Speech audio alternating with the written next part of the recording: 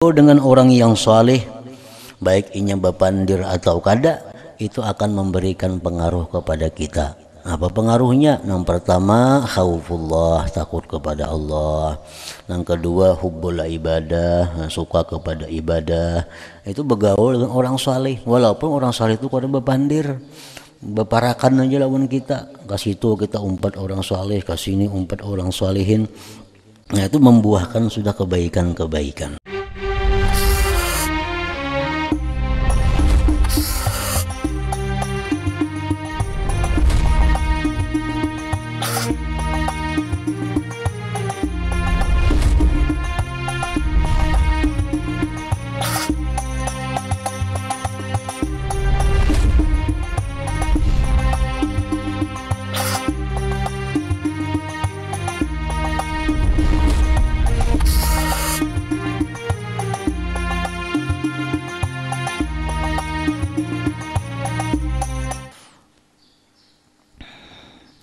Wa fi qillatil akli aidan ma'unatun 'ala sahar, dan pada sedikit makan itu pula itu menolong, membantu atas bangun di tengah malam. Nah, sedikit makan itu membantu atas bangun di tengah malam. Wahwa, dan bangun tengah malam untuk beribadah kepada Allah itu min akadi wadhaifil iradah, itu termasuk yang paling kuat daripada tugas-tugas, daripada pekerjaan-pekerjaan orang yang menghendaki kedekatan dengan Allah Subhanahu wa taala. Jadi artinya gawian-gawian, pekerjaan-pekerjaan yang paling segera untuk mendekatkan diri kepada Allah itu adalah beribadah sesudah tengah malam.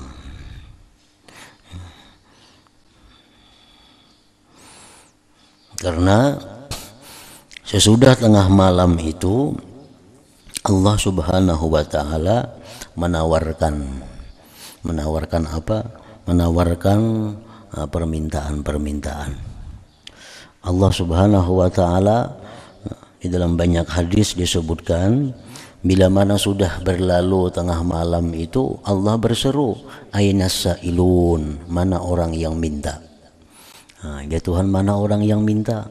Is'alu, mintalah olehmu. Nah, sesudah tengah malam itu Allah berseru, ainal mustaghfirun. Ya Tuhan, mana orang-orang yang minta ampun? Istaghfiru, minta ampunlah kalian. Nah, jadi kalau tengah malam itu ada perbedaan dengan waktu lain. Tengah malam itu Allah yang menawarkan. Nah, kalau bukan tengah malam itu kita nang memohon. Nah, tentu lain antara Allah yang menawarkan dengan yang memohon. Nah, jadi bangun beribadah di tengah malam itu merupakan sesuatu jalan yang paling cepat untuk mendekatkan diri kita kepada Allah Subhanahu wa taala. Dan bangun di tengah malam itu sesuatu perkara yang sulit, sesuatu perkara yang jarang bisa dilakukan oleh semua orang. Salah satu caranya agar bisa bangun di tengah malam itu adalah mengurangi makan, terutama di malam hari. Karena dengan banyaknya makan di malam hari itu sudah otomatis sulit untuk bangun di tengah malam itu. Wa fi qillatil akli aidan, dan pada sedikit makan pula ma'unatun, itu menolong ala sahar, atas bangun tengah malam.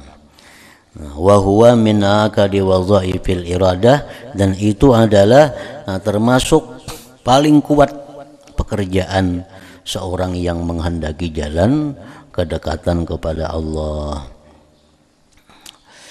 Nah, jadi untuk bisa bangun di tengah malam itu ada beberapa cara yang memudahkannya, baik yang zahir maupun yang batin. Nah, cara yang zahir, pertama, di siang hari jangan terlalu mempersir tenaga. Itu satu. Ini yang zahir. Di siang hari itu jangan terlalu menghabiskan tenaga. Karena mun siang itu sudah kelapahan, malam tuh lu guring, ada terbangun lagi. Satu. Yang kedua, di siang hari itu hendaknya dia ada guring. Di siang hari itu hendaknya ada waktu guring. Dan lebih baik lagi guringnya itu guring yang dinamakan dengan kailulah. Nah, guring kailulah itu guring yang dimana kita siang hari itu guringnya berpahala, yaitu guring antara pukul 10:30 sampai jam 12 siang. Nah itu guring yang khusus untuk memperkuat bangun malam. Guring yang antara 10:30 siang sampai jam 12 itu guring yang disebut dalam Islam ngarannya guring kailulah. Itu guring yang supaya mudah bangun malam. Nah yang ketiga, jangan banyak makan. Nah ini di malam hari, habis isya jangan banyak makan karena mengantuk. Yang keempat, supaya bisa bangun malam itu adalah di siang hari itu jangan melakukan perbuatan maksiat. Jangan melakukan perbuatan maksiat. Nah 4 hal itu cara yang mudah untuk bangun malam. Jangan mau menghabiskan tenaga, jangan berlapah-lapah di siang hari. Yang kedua, ada guring di siang hari, terutama guring yang disebut kailulah tadi. Yang ketiga, malam hari jangan banyak makan. Yang keempat, jangan melakukan dosa. Kalau melakukan dosa juga siang hari, maka tobatlah sebelum menjelang malam itu. Nah 4 hal itu usaha yang zahir untuk bisa bangun tengah malam. Nah kemudian lagi ada usaha batin. Usaha batin apa? Usaha batin untuk bisa bangun malam itu adalah bahwa di dalam hatinya tidak ada bermaksud tidak baik kepada hamba Allah. Nah, di dalam hatinya kada ada dendam, kada ada iri dengki, kada ada penyakit-penyakit hati, terutama yang bersangkutan dengan makhluk Allah. Bila dalam hati kita ini ada sifat dendam, dalam hati kita ada keinginan agar hamba Allah itu sengsara, dalam hati kita masih ada keinginan untuk menghinakan orang lain, nah maka kita kada akan bisa bangun malam itu secara terus menerus. Yang ianya terus menerus itu. Walaupun antara jam 12 sampai subuh itu kita bangun malam beribadah setengah jam itu sudah cukup. Misal jam 12 sampai jam orang bang subuh kita ambil setengah jam itu sudah cukup untuk bangun malam beribadah. Tetapi yang diperintahkan itu adalah mulazamahnya, rutinnya itu. Nah supaya kawa rutin tadi ya macam tadi caranya, maka nang zahirnya itu, nang batinnya itu. Bila dalam hati kita ada dendam, dalam hati kita ada maksud nang kada baik kepada hamba Allah, kada kawa rutin bangun malam tuh, pasti ada kena belang kambingan. Maka bangun malam itu adalah hal yang paling kuat untuk bisa mendekatkan diri kepada Allah Subhanahu wa ta'ala. Walladzi yanbaghi lil murid an la ya'kula illa an faqah, dan yang semestinya lagi bagi orang yang hendak mendekatkan diri kepada Allah bahwa dia tidak makan kecuali daripada lapar.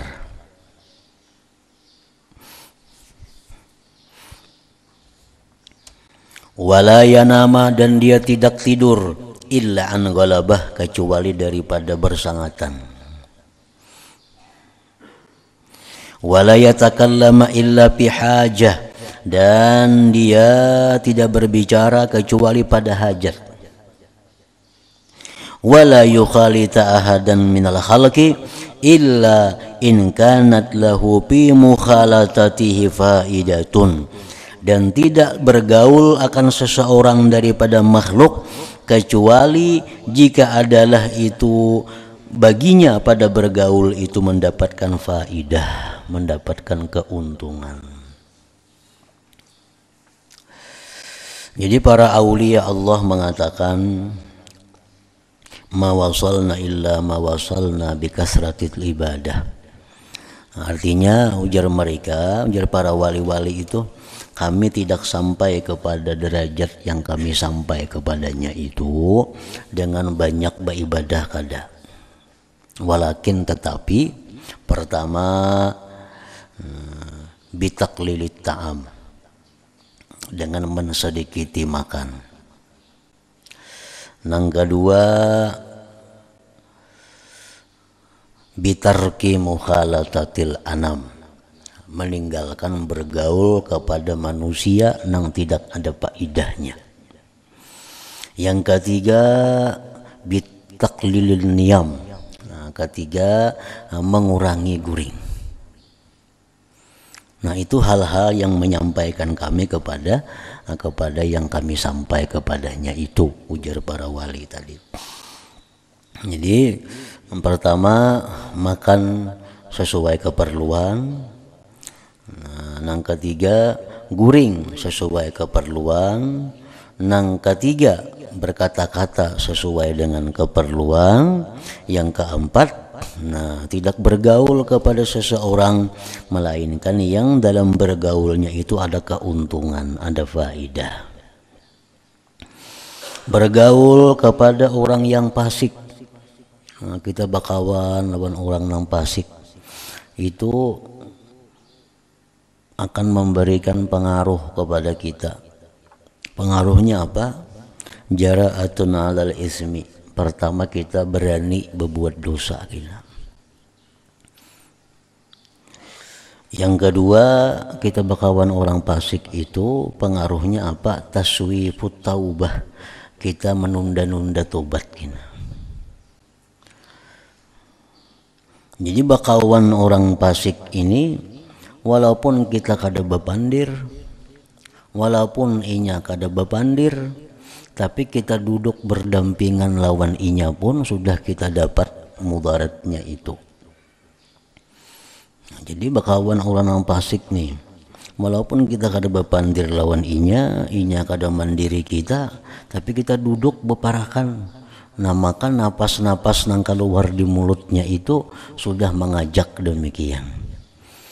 Nah, jadi napas-napas nang keluar di hidungnya, di mulutnya orang fasik itu sudah mengajak kita kepada satu berani berbuat maksiat. Nah, yang kedua kita ketujuh menunda-nunda tobat tadi. Yang kedua menghindari bagaul dengan orang-orang yang kaya. Kenapa sebabnya? Karena bakawan dengan orang-orang kaya itu pertama menimbulkan dalam hati kita ini hubud dunia, mencintai dunia, satu. Yang kedua menimbulkan di dalam hati kita ini hirsun, ketamaan, tamak kaina. Yang ketiga menimbulkan dalam diri kita ada musyukri, kada mensyukuri apa nang ada. Kada mensyukuri jadinya. Kalau kita merasa bahwa nikmat Tuhan yang diberikan kepada kita ini sedikit, karena kekawalan kita ini sugi-sugi. Nah, sedangkan hati kita kalau kau menyudahi itu. Nah, hati kita melihat kekayaan orang itu kada kau ma'iyatibar, kada kau menjadikan pelajaran, lalu akibatnya menjangkit. Nah, kalau hati kita ini sudah mapan, hati kita ini sudah kuat, itu bakawan siapa aja kada mempengaruhi lagi. Tapi kalau hati kita ini belum kuat, masih seorang murid lagi, masih orang yang hendak mendekatkan diri kepada Allah, itu bakawan lawan orang-orang cepat terpengaruh. Nah, bakawan orang fasik terpengaruh karena wani berbuat dosa, menunda-nunda tobat. Bakawan lawan orang kaya, hatinya cepat terpengaruh, mencintai dunia, tamak, kada mensyukuri nikmat yang sudah ada diberi Tuhan kepadanya. Coba kawan kita orang fakir, orang miskin, kita merasa jadi sugih, kita merasa jadi banyak dapat nikmat. Nang kita kawanin rumah menyewa, kendaraan kada beisi, saraba sedikit. Dengan kita rumah ada, kendaraan ada, lalu asa banyak kita dapat nikmat dari Allah. Nah itu nang disuruh. Kita selalu merasa banyak dapat nikmat dari Allah, itu disuruh.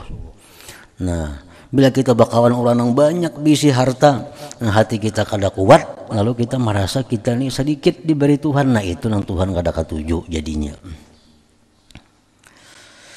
Jadi wala yukhalitu ahadan, dan tidak bergaul kepada manusia illa in kanat lahu fi mukhalatatihi faidah, kecuali dalam bergaul itu ada faidah.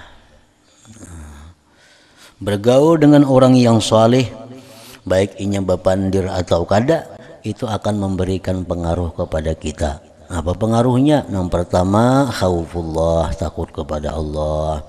Yang kedua hubbul ibadah, suka kepada ibadah. Itu bergaul dengan orang saleh, walaupun orang saleh itu kada bapandir, beparakan aja lawan kita. Kasih itu kita umpat orang saleh, kasih ini umpat orang salehin. Nah itu membuahkan sudah kebaikan-kebaikan.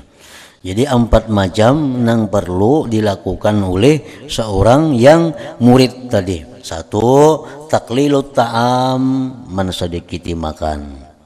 Yang kedua, taklilun niam, mensedikiti guring. Yang ketiga, taklilu mukhalatatil anam. Yang ketiga, mengurangi bergaul dengan manusia. Yang keempat, taklilul kalam, mengurangi berbicara. Yang kada manfaatnya. Waman aksaral akla, barang siapa yang banyak makan. Banyak makan. Kasa kalbu, akhirnya kini hatinya menjadi keras. Hatinya menjadi keras. Apalagi sudah keras hati berdahulu. Sudah keras hati bawaan dalam parut. Kanakan ini mereka kanakan sudah keras hati, sudah tua gancang pulang makan, bertambah keras hatinya. Orang nang baik nang lembut hatinya pun diberi makannya terus sehingga keras hatinya. Waman aksaral akla, barang siapa yang memperbanyak makan, kasa kalbuh, nah itu keras hatinya. 1. Yang kedua, wasakulat jawarihuhu anil ibadah, dan berat anggota-anggota tubuhnya daripada ibadah. Nah, orang yang banyak makan itu. Wa kasratul akli, dan banyak makan itu juga tad'u, membawa ila kasratin naum wal kalam. Nah, banyak makan itu juga membawa kepada banyak guring dan banyak bicara. Jadi dimakan ini sumbernya. Kalau makan itu bagus, makan kita sesuai aturan agama, otomatis guring jadi umpat menggiring. Nah, bepandir pun umpat menggiring. Kita tuh belum puasa, kan lapar parut, belum puasa itu bepandir aja kulir. Bepandir kulir, parut lapar. Nah, jadi orang yang pamandir itu mengobatinya mengurangi makan. Wa kasratul akli, banyak makan itu tada'u, membawa ilal kasratin naum, kepada banyak guring wal kalam. Maka bila banyak guring lalu banyak umur nang terbuang-buang, kada bermanfaat. Banyak bicara, banyak salahnya. Man kasura kalamuhu kasura khata'uhu. Siapa yang banyak bicara, jar Nabi, banyak salah. Waman kasura khata'uhu, siapa yang banyak salah, kasurat zunubuhu, banyak kena dosanya. Nah, waman kasurat zunubuhu, siapa yang banyak dosanya, pannaru aula bihi, maka nerakalah yang berhak dengannya. Wal muridu, dan seorang murid, orang yang hendak jadi kekasih Allah. Idza kasura naumuhu, jika banyak guring, wa kalamuhu, banyak bepandir, syarat iradatuhu suratan la hakikatalaha. Nah, jadilah kehendaknya dicintai Allah tadi rupa aja kada sebujuran baginya. Orang tuh hendak jarnya aku ini dikasihi Allah, hendak dicintai Allah, hendak dekat lawan Allah. tapi guring orangnya banyak, makan banyak, bepandir banyak. Nah itu hanya rupanya aja, kalau sebujurannya hendak menjadi kekasih Allah Subhanahu wa taala. Wafil hadis tersebut, dalam hadis, ma mala abnu adam wi'aan syarran min batnih. Nah, tidaklah memenuhi manusia akan satu wadah yang lebih jahat daripada perutnya. Hasbubni adam luqaymatun yukimna sulbah. Cukuplah bagi manusia itu beberapa suap yang bisa menegakkan sulbinya.